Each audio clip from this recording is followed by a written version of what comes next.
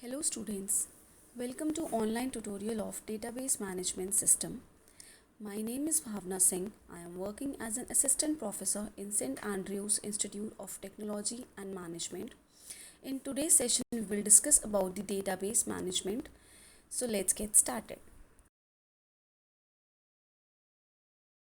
Students, today we are starting with the unit 4 of database management system, and in today's session we will discuss about all these topics, that is what is a data warehousing, what are the various functions, applications and advantages of data warehouse, what is data mining and its various phases. We will discuss about digital library, its objectives, types and various features of digital library. So let's start with today's session. Now the first topic for today's session is what is a data warehouse. A data warehouse is a subject oriented, integrated, time variant and non-volatile collection of data. This data helps analysts to take informed decisions in an organization. It stores huge amount of data which is typically collected from multiple heterogeneous sources like files, database management system, etc. A data warehouse is a relational database management system designed specifically to meet the needs of transaction processing system, and it can be loosely defined as any centralized data repository which can be queried for business benefit. That means by data warehouse we means that it is a simple language, if you understand, that it is a go down of data in which all the data from different sources like different databases we have collected and stored it in a data warehouse.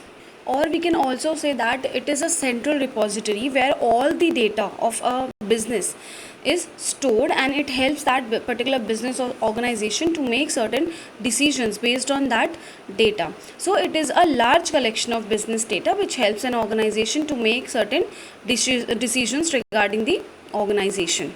For example, there is a business company and that company has multiple branches in different cities. So that particular company has a one data warehouse in which all the information of all the branches is stored in one single repository, that is data warehouse, and it stores all the information regarding the what is the sales of the product and how many employees are working in that particular organization, and what is the number of sales per month or what is the number of sales per week, you can say, and every information regarding the customer details, regarding the employee details, regarding the products, regarding the sales. So all the details they are stored in that data warehouse. That means every branch is maintaining their own data in their own databases, but at the end all the data from various databases, it is collected and stored in that particular data warehouse, so that whenever some managers or whenever some owner of that company wants to know about that how much sale is going on, or which product is in demand in market and which product is demand is not increasing that much. So all these details the owner can get with the help of this data warehouse. He can extract any information from this data warehouse, and on the basis of that the particular owner or the manager, they will be able to decide, or they will be able to make some decisions that whether to increase the production or whether to decrease the production, or what strategies they can plan in order to increase their product demands in the market. So all these decisions they can be made with the help of this data warehousing.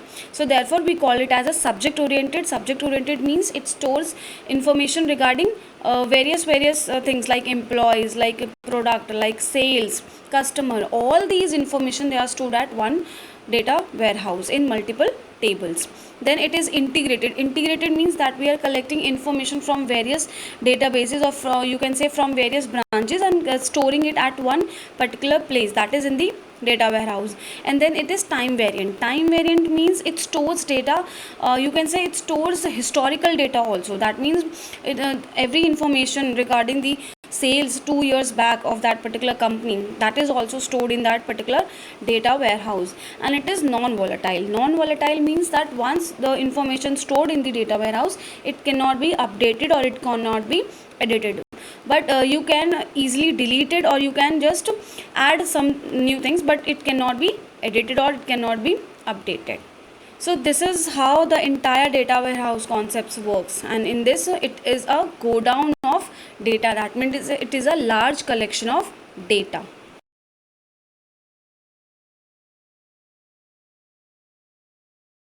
Now we will discuss the various functions of data warehouse. The first one is the data extraction. Extraction means that we are gathering data from multiple sources. Like one company has many branches, and we are gathering all the information from different branches and storing it in a data warehouse. Then the second is data cleaning. Data cleaning means after gathering all the information, it involves the finding and correcting the errors. If there are some errors, or if there are some mistakes in that data, then it involves the function of data cleaning. Then the next is data transformation. Data transformation means that whatever information we have gathered, we have to convert that particular data from the legacy format. That means from the outsourced or outdated data or outdated format into the warehouse format, in which it can be easily stored in the particular table or particular database. Then the next is the data loading. Data loading means we whatever data we have gathered, it involves like we are sorting it, or we are checking for the integrity, that whether all the information is correct or not, and we are maintaining the summaries of whatever information we have gathered. On the basis of, we are calculating or we are summarizing all the information, and we are making the indexes so that we can easily refer to some data whenever we require it. So all these things, they are involved in data loading.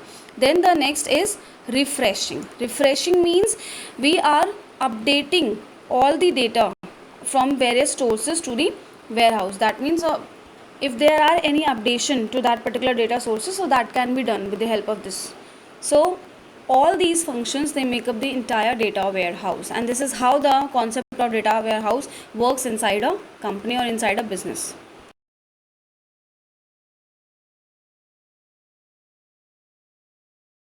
Now comes the advantages of data warehouse. It has certain advantages, like the first one is integration of data. Integration means that we are collecting the data from multiple sources, like from different branches of a particular company, and storing it into a single database, or you can say a single data model. So this is known as integration of data. Then the second, it improves data quality. Improves data quality means that by providing various descriptions, and by providing consistent data from various sources, and after gathering, we are cleaning it, we are doing the debugging also. That means we are removing all the errors and making it correct. So this also ultimately improves the quality of the data. Then the next is common data model.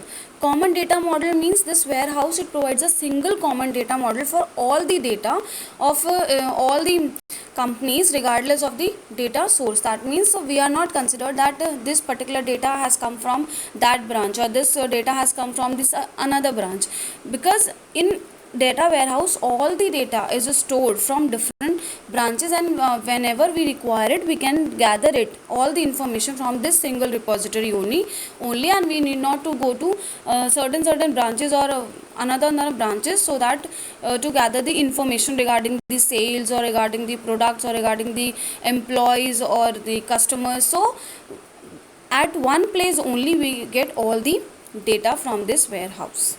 Then the next is it restructure the data. Restructure the data means, for example, we have collected the data 2 years back. Now if we are now if we are requiring it to gather information, like what is the purpose, or what strategies we can make, or what is the purpose that the product is sales is decreasing day by day. So all these decisions we can make with the help of this data, and with the restructuring that particular data, so that it delivers excellent query performances, and without impacting the operational systems.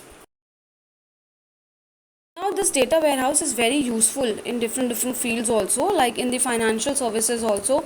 In financial services, it helps to evaluate the customer expenses, and also maintain the transparency for the transactions, and analyze all the business stocks and bond performance, so various aspects of the financial companies. Then the second, in banking services also, it is very much helpful, because it provide all the feedback to the bankers regarding customer relationship and their profitability, and it also provide information regarding the performance analysis of each service, each exchange rates, and also the track performance of accounts and their user data. So all these information regarding the bank sector we can get from this data warehouse, because all the information stored in that particular warehouse. Then the in consumer goods also, like with the help of this we'll be able to maintain records of the consumers, and the we'll be able to track their items, their strategies, their buying trends. So all these things related to the consumers we can also, or related to the goods and services, we can also store in this data warehouse. Then in the retail sectors, it helps us to analyze the sales, to determine that whether the product demand is increasing or decreasing in the market, or to maintain the records of the various products and maintain the records of various customers who are buying it. So all these things regarding the retail sectors are can be also stored in this warehouse. Then in controlled manufacturing means it help us to predict market changes, and it help us to analyze the business trends, and help us to analyze the previous and the current market data, so that we'll be able to compare that previously what was the sale of that particular demand, and now what is the sale of that particular demand. And with the help of this we will be able to track the customer feedback, and we'll be able to find out more and more opportunities for improvement, and we will be able to decide that whether to recognize some strategies, or whether to make some new strategies, so that we can be able to increase the demand of our product that our particular company is manufacturing. We'll be able to increase the demand of that particular product in the market. So all these strategies we will be able to gather on the basis of this information that is stored in the data warehouse. Now let's discuss the next topic, that is what is a data mining. Data mining is the non-trivial extraction of implicit, previously unknown and potentially useful information from data.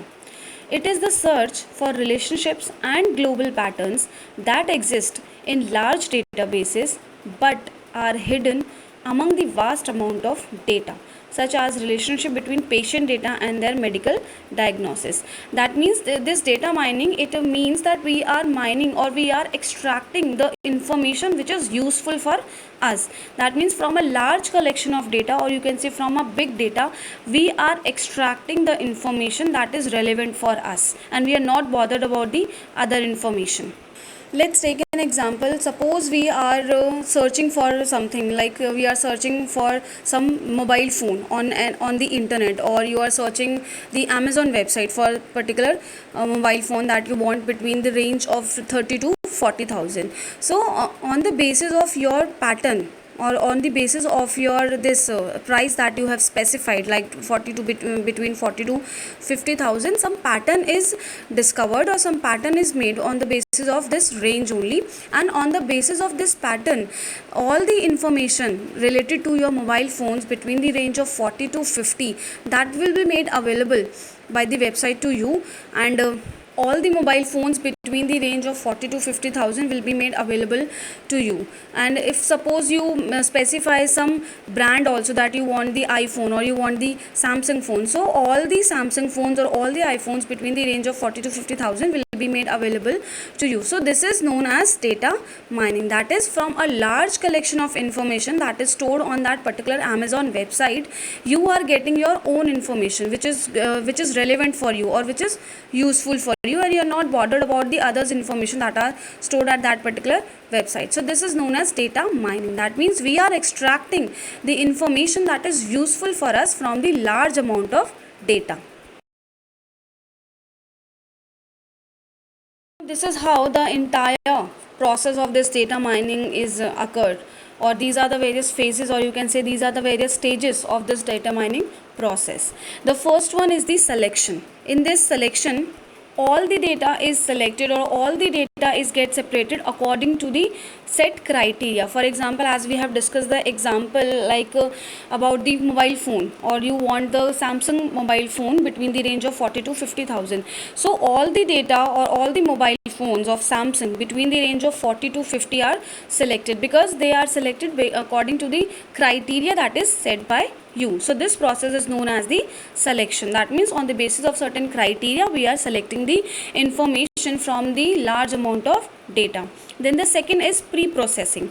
Pre-processing means that it is a kind of cleansing stage, you can say, where the information or where the irrelevant information is removed or unnecessary information is removed, and only the relevant information is provided to the user. For example, that all the other brand mobiles are removed from, because we only want the Samsung mobile and between the range of 40 to 50,000. So below 40 and above 50 rupees, 1000 rupees, so it will be removed from the selection. This is known as pre-processing, or this is known as cleansing of data. That means we are only gathering the information, or we are only gathering the data which is useful for us, and removing the or unnecessary data.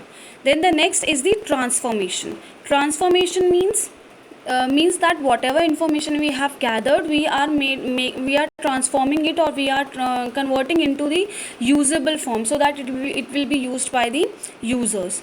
Then the next we have data mining. Data mining means that we are extracting the information based on the patterns that we have discovered. Like in case of mobile phones, we have discovered certain patterns, like we want the Samsung mobile and between the range of 40 to 50,000. So this has made a certain pattern that the particular user wants a Samsung mobile between the range of 40 to 50,000. So this is a pattern, and on the basis of this pattern only the extraction of information will occur from the large amount of data, or from the data warehouse, you can say.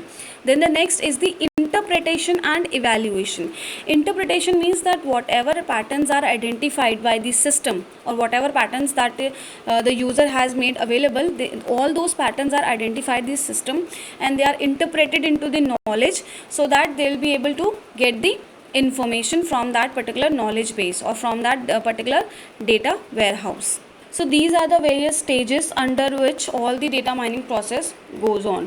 For example, let's take an example that we want a mobile phone, or we want a iPhone between the range of 70 to 80,000. ठीक है, तो the user has interact with the website, or you can say interact with the Amazon website with the help of the user interface, and in that the user enters the amount that the particular user wants iPhone between the range of 70 to 80,000. So this has discovered a pattern that the particular user wants this mobile and between the range of this and this. So on the basis of that patterns, what the data mining engine the data mining engine asks the data warehouse, or it will ask the data server to collect all the information, or to collect all the mobile phones, iPhones, from the large collection of data that are all the stored on the Amazon website, and select the iPhones between the range of 70 to 80,000 and provide it back to the server.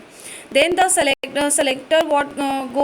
then the server will select all the iPhones from the website. That means it is doing the extraction of information, and then selecting the information, or selecting all the iPhones between the range of 70 to 80,000, and then it provides it back to the data mining engine. Then data mining engine provides it back to the website.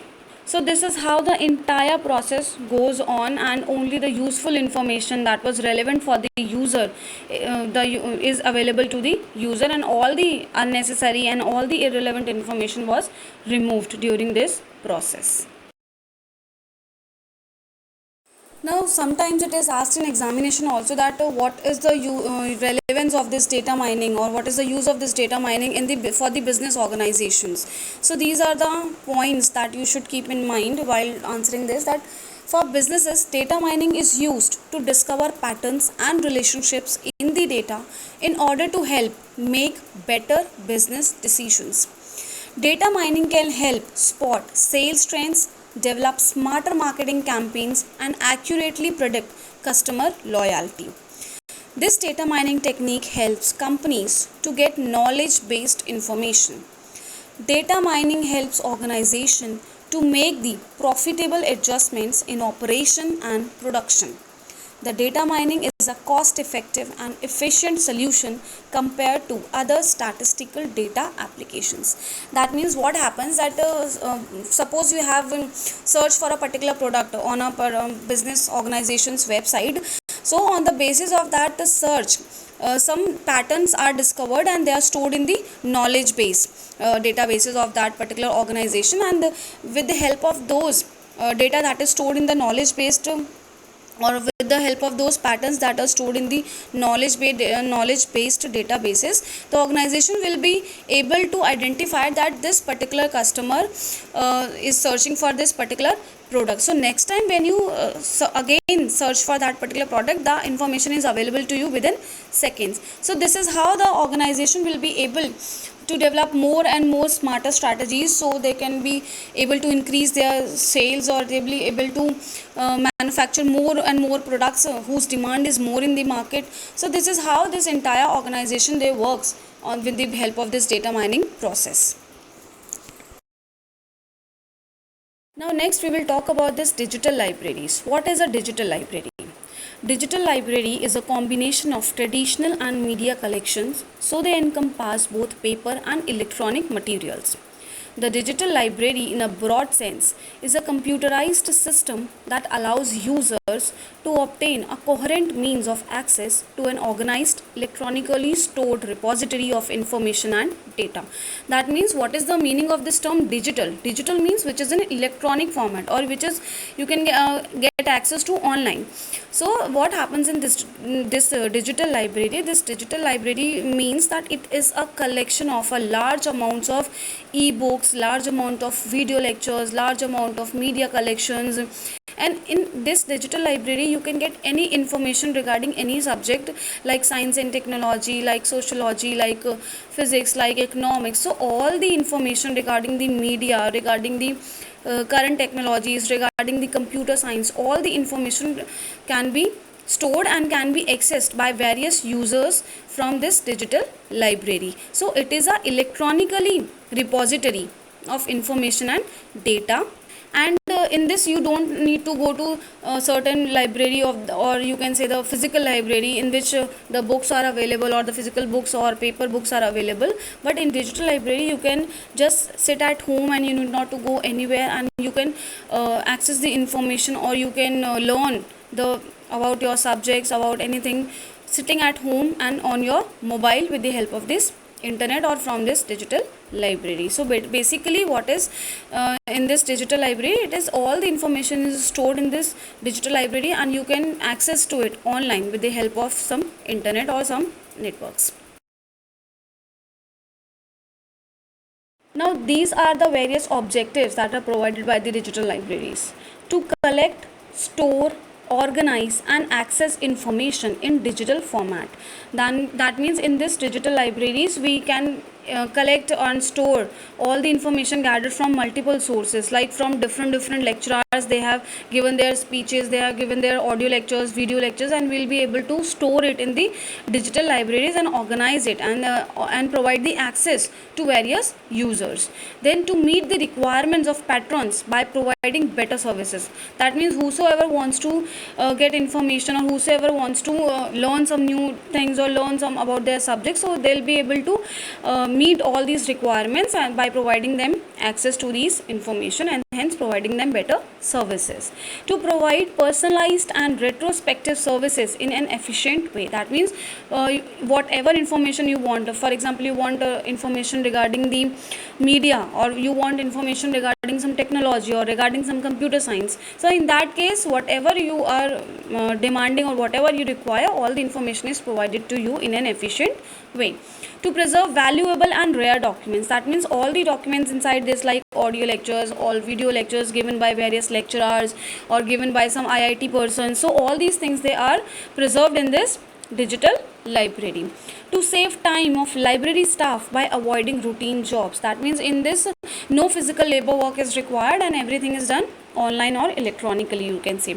To provide a coherent view of all information in any format. That means if you want PDF, if you want any Word document, if you want any audio lectures, video lectures, all these things they are provided in this digital library. To reduce cost involved in various library activities, that means you need not to go to issue a book from a physical library, or need not to go to somewhere or some place to get access to particular information. While just sitting at home and on your mobile phones only, you will be able to get access to these digital libraries, because every content, every digital library and everything is present on your mobile phones and present on your online, so you'll be able to access it from anywhere and any time.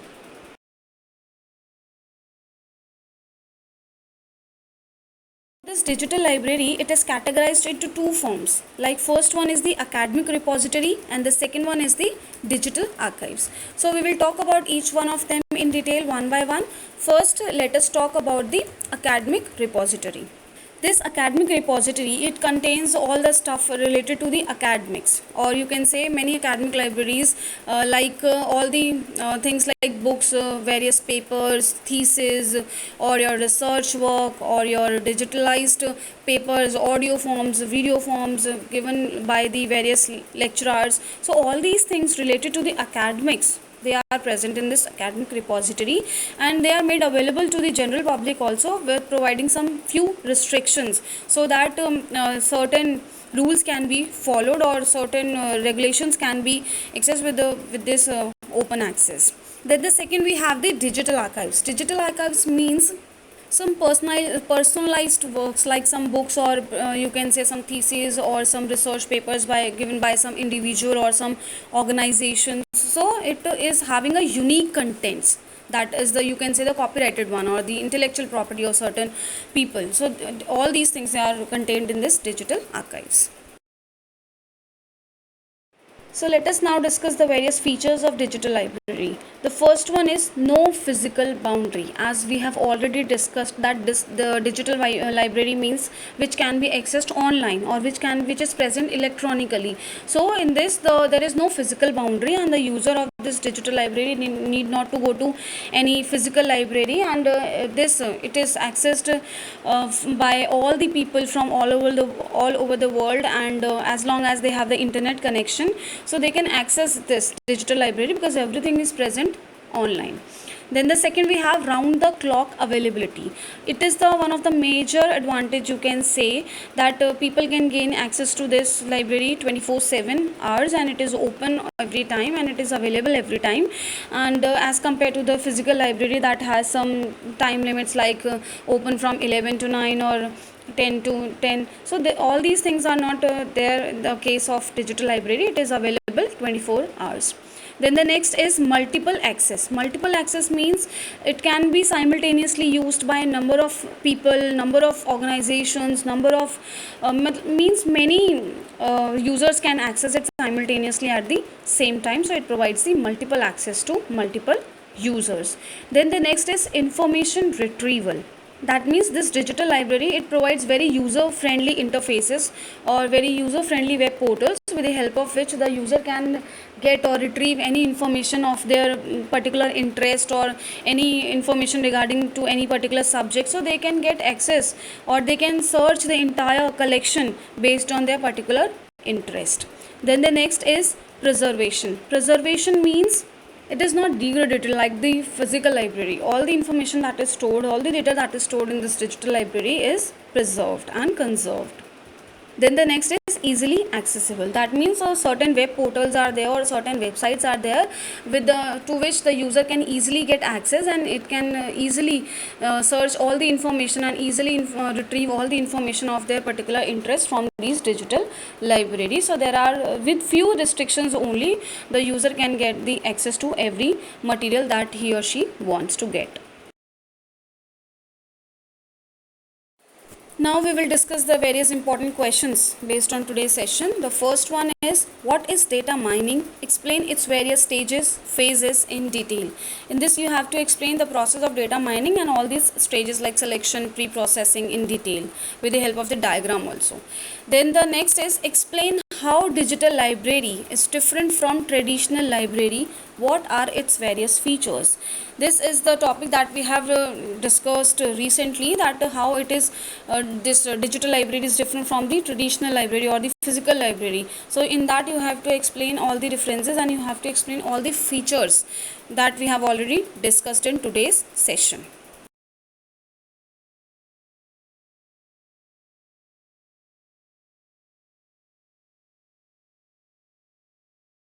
So we are ending our session here only. I hope you have understood the concepts of data warehouse, data mining and digital library. And in the next session, we will continue with the mobile databases and the internet databases. Till then, you all take care of yourself. Thank you so much for watching and keep learning.